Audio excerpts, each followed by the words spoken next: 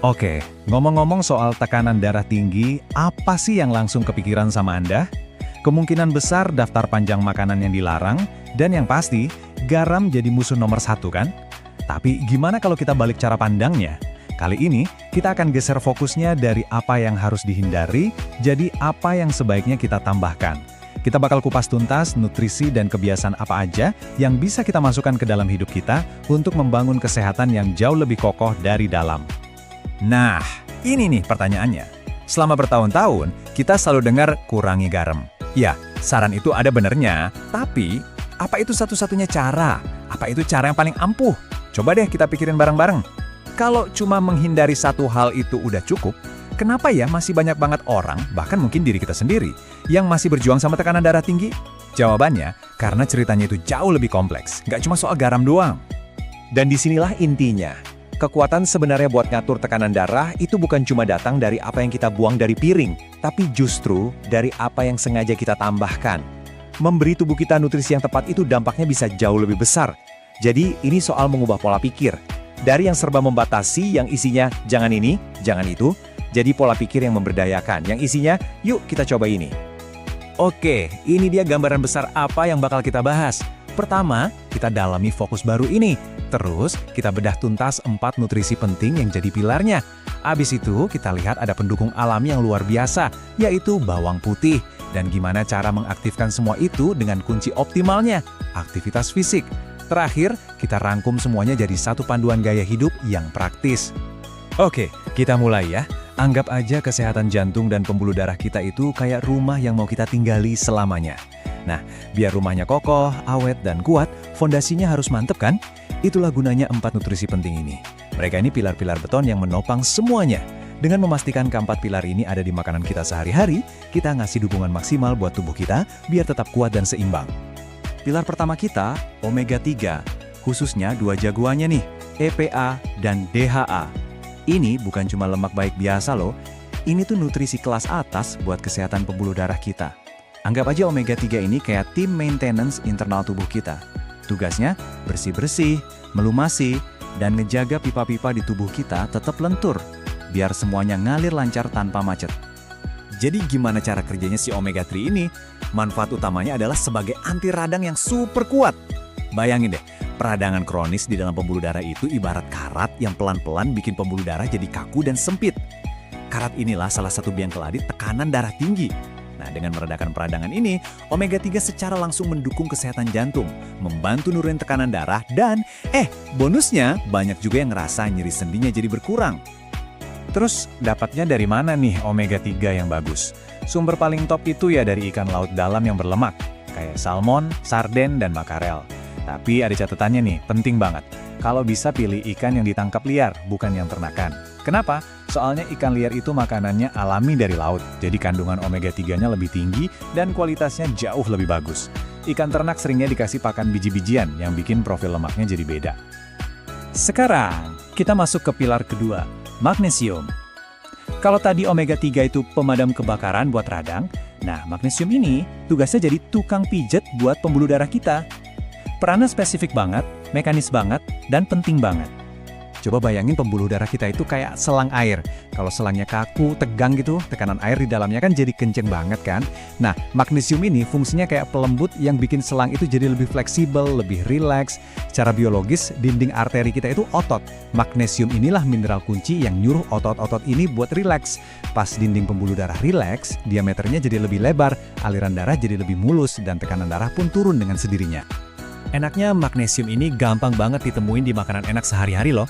Ada di alpukat, pisang, segenggam kacang almond, sama sayuran hijau gelap kayak bayam. Gampang kan? Bikin smoothie pakai bayam sama pisang atau nyemil alpukat, udah dapat deh pilar kedua ini. Lanjut ke pilar ketiga, kalium, atau yang mungkin lebih kita kenal sebagai potasium. Kalau magnesium tadi tugasnya bikin rileks, nah si kalium ini tugasnya jadi penyeimbang utama di tubuh kita, terutama buat ngelawan natrium alias garam. Mereka berdua ini kerjanya kayak pasangan dansa yang rumit buat ngejaga keseimbangan cairan tubuh. Jadi apa sih tugas utamanya si kalium? Selain ngejaga detak jantung biar teratur, fungsi paling pentingnya buat tekanan darah adalah ngebantu ginjal kita buat ngebuang kelebihan garam lewat urin. Logikanya gini, kebanyakan garam bikin tubuh nahan air, volume darah jadi naik, tekanan juga ikut naik. Nah, kalium ini datang dan kasih sinyal ke ginjal, "Weh, garamnya kebanyakan nih, buang sebagian." Intinya dia secara aktif ngelawan efek jelek dari kebanyakan garam. Dan coba lihat deh sumbernya, enak-enak semua dan gampang dicari. Ubi jalar itu sumber kalium yang luar biasa. Terus ada lagi nih, alpukat, pisang, sama sayuran hijau di daftar ini. Ini bukti nyata kalau satu makanan sehat itu bisa ngasih beberapa pilar nutrisi sekaligus. Alam emang udah pintar banget yang ngerancangnya buat kita. Oke, pilar terakhir, pilar keempat. Ini dari keluarga antioksidan. Dan jagoannya namanya coenzyme Q10. Atau kita sebut aja CoQ10. Gampangnya, CoQ10 ini kayak busi di mesin setiap sel tubuh kita. Nggak ada busi yang bagus, mesinnya nggak bakal nyala bertenaga.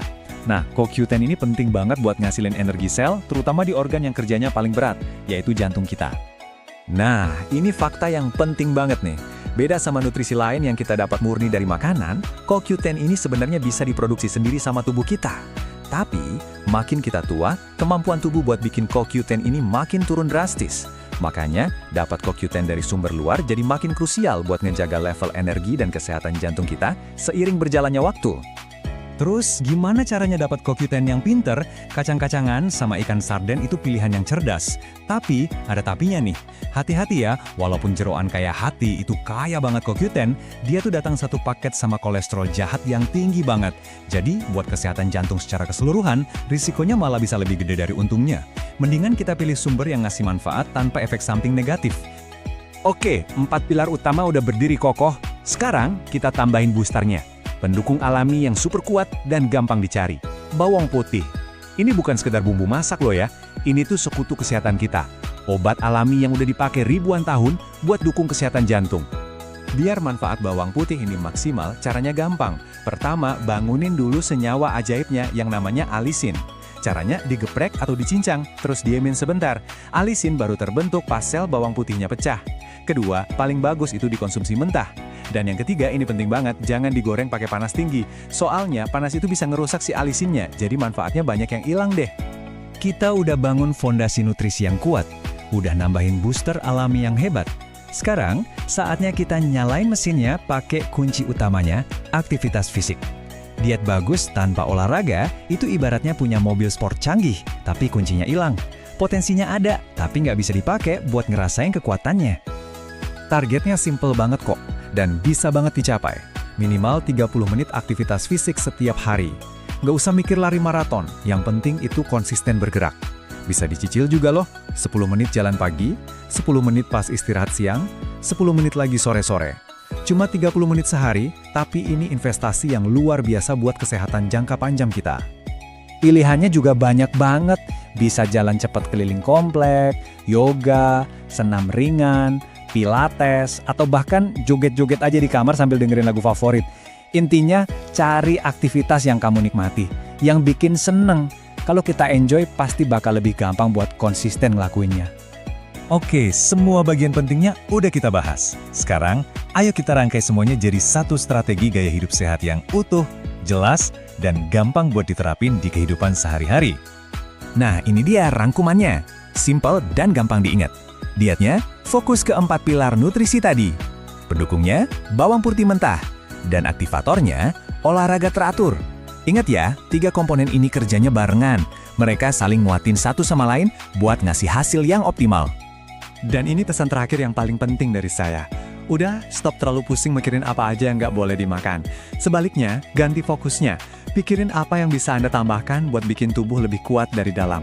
Kombinasi makanan bergizi plus gaya hidup aktif itu jauh lebih dahsyat daripada cuma ngindarin garam. Ini jauh lebih berkelanjutan dan memberdayakan. Semua pilihan ada di tangan Anda. Yuk, mulai dari hari ini.